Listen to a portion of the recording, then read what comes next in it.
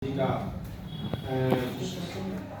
कल के बाद हम लोग 100वां जन्म शताब्दी में प्रवेश करेंगे। 100 साल इसके बाद पूरा हो जाएगा और इसलिए कर्पूरी ठाकुर के जीवन के बारे में जाने सबको पता है। कर्पूरी ठाकुर का एक नारा था, अधिकार चाहो तो लड़ना सीखो, पर अड़ना सीखो, जीना है तो मरना सीखो का नारा देने वाले उस कर्पूरी ठाकुर महान जननायक और कर्पूरी ठाकुर को हम हार्दिक श्रद्धांजलि अर्पित करते हैं। आज सुभाष बाबू का भी जन्मदिन है, कल हम लोग ऐसे ही मनाए थे। आज उन्हें सुभाष बाबू को भी हम हार्दिक श्रद्धांजलि अर्पित करते हैं। हम लोग का न्यायपालिका के क्षेत्र में डाइवर्सिटी इन द बेंच मैंने जुडिशियरी पर सब्जेक्ट रखा गया है। Diversity in the bench is an essential component of a fair and impartial judiciary, bringing a range of experiences and practice of we are allowed judges to make better informed decisions and in create public confidence in their ruling. Bench में विविधता एक निष्पक्ष न्यायपालिका का एक अनिवार्य घटक है। विविधता समावेश और समानता कानून के शासन के लिए मौलिक है। अभी तक भारतीय न्यायपालिका में उसकी कमी है।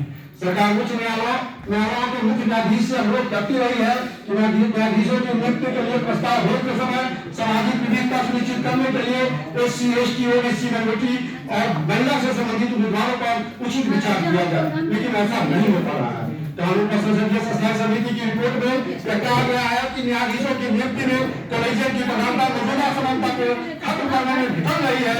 कॉलेजियम प्रणाली न्याय स्वतंत्रता को विकृत कर रही है और इसका अभी तुरंत कुछ दिन पहले हमारे एक से योजना के अनुसार भारत में भी समावेशी विकास के लिए जरूरी है विभिन्न समाज में सहयोग के बिंदुओं को तलाश कर हर वर्ग के लोगों की प्रतिभा का इस्तेमाल करते हुए विकास के पथ पर बढ़ा जाए।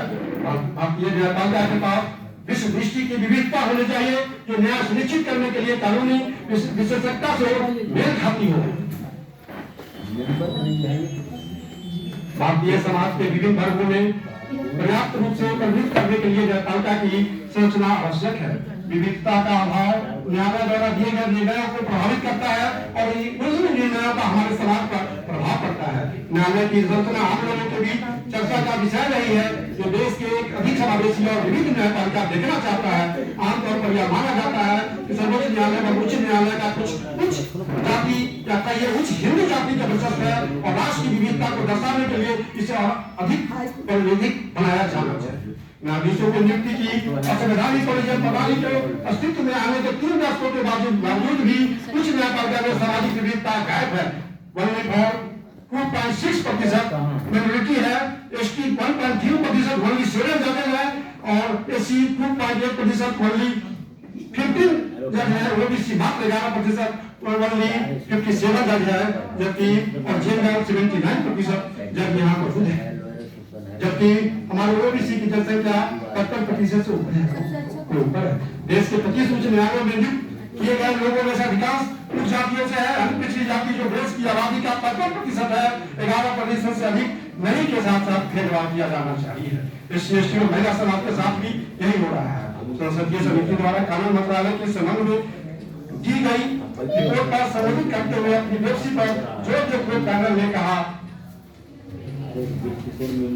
संवैधानिक अदालतों में नियुक्ति की प्रक्रिया में सामाजिक विविधता और सामाजिक न्याय के मुद्दे को संबोधित करना और सम्मिलित करना कॉलेजियम की प्राथमिक जिम्मेदारी है। वास्तव में विविधता पूर्ण होने के लिए भारतीय न्यायपालिका को न केवल विभिन्न लैंगिक पहचान बल्कि विभिन्न सामाजिक, आर्थिक, धार्मिक और क्षेत्रीय पृष्ठभूमि के न्यायाधीशों के प्रतिनिधित्व की आवश्यकता है। उच्च न्यायपालिका में सामाजिक विविधता गायब है। सभी उच्च न्यायालय में न्यायाधीशों में से 79 उसी उच्च जातियों से है। महिला न्यायाधीश की संख्या भी बहुत कम है। न्यायपालिका पर हमेशा एक जाति का और एक वर्ग का चर्चा होना भारतीय समाज और लोकतंत्र के लिए अच्छा नहीं माना जाता है, नहीं जाना चाहिए। भारतीय न्यायपालिका के पास विश्व दृष्टि की विविधता होनी चाहिए जो न्याय सुनिश्चित करने के लिए कानूनी विशेषज्ञता से मेल खाती हो। भारतीय समाज के विभिन्न वर्गों का पर्याप्त रूप से प्रतिनिधित्व करने के लिए न्यायपालिका की संरचना आवश्यक है। विविधता का अभाव न्यायालय द्वारा दिए गए निर्णयों को प्रभावित करता है और इन निर्णयों का हमारे समाज पर प्रभाव पड़ता है।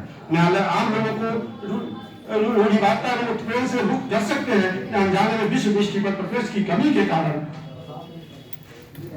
उन्हें बनाए रखने में सहायता कर सकते हैं। भारत में सर्वोच्च न्यायालय, भारत के मुख्य न्यायाधीश सहित जो जितने भी न्यायाधीश है उसमें अधिकांश में अभी तो मुस्लिम भी एक भी नहीं है, मात्र 2 दलित है सर्वोच्च न्यायालय में, कोई सिख, बौद्ध और कोई आदिवासी ओबीसी न्यायाधीश हमारे सुप्रीम कोर्ट में आज तक देखने में नहीं है।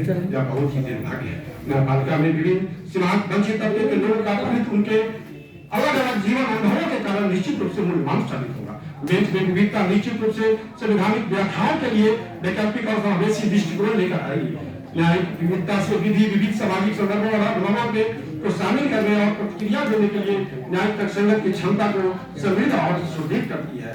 जहाँ महिलाएं और हाशिए पर स्थित समूहों की आवश्यकता के प्रति न्याय क्षेत्र की प्रतिक्रियाओं में सुधार ला सकता है। विविधता की कमी के कारण आज न्यायपालिका भारत में बढ़ रहा है और सरकार द्वारा प्रायोजित धार्मिक कट्टरता की समस्या आज तक सत्ता पर जो चल रही है, हमारी न्यायपालिका वहां विवश न्यायिक स्वतंत्रता और लोकतांत्रिक मूल्यों की रक्षा करने में भी हमारी उच्च न्यायपालिका विफल होती जा रही है। उच्च न्यायालय में 40% पद खाली है, जिससे समाज के वंचित समुदाय से भरकर इस कमी न्यायपालिका की विविधता को बनाए रखा जा सकता है।